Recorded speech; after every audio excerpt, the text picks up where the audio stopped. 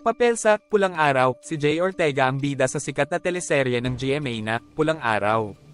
Sa palabas, ipinakita niya ang karakter na si Akio Watanabe, isang Japanese immigrant na naninirahan sa Pilipinas na nagiging sangkot sa ipinagbabawal na gawain bilang especially iyan ng mga kolonisador na Hapones. Medyo ang intriguing role, di ba? Debut TV project, ang Pulang Araw, ay tanda ng kauna-unahang acting at TV project ni Jay.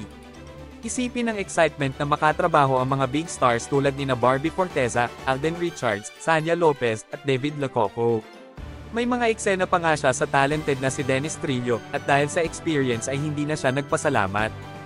Pagmomodelo at fitness bago ang kanyang acting debut, nagsimula si Jay sa kanyang karera bilang isang modelo sa edad na 16, baka nakita mo na ang mga chiseled features niya sa iba't ibang campaigns.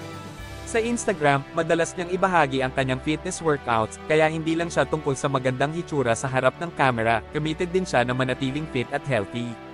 Mga crush ng tanyag na tao, tulad ng sino man sa atin, may mga celebrity crush din si Jay. Kabilang dito sina Andrea Brillantes, Atasha Mulak, at Atisa Manalo.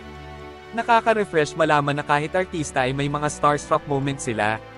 Edukasyon at zodiac sign, nag-aral si Jay ng Bachelor of Science in Tourism Management, ipinanganak noong ika-8 ng Enero taong 2002, siya ay napapailalim sa zodiac sign na Capricorn.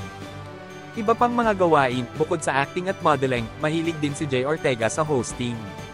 Mukhang maraming talento siya. At teka, kung nauunawaan ninyo ang kanyang cosmic side, kamakailan ay naglunsad siya ng isang single sa isang mid-century modern gallery, pag-usapan ang tungkol sa pag-uugnay ng vintage soul music sa makabagong pagbabago.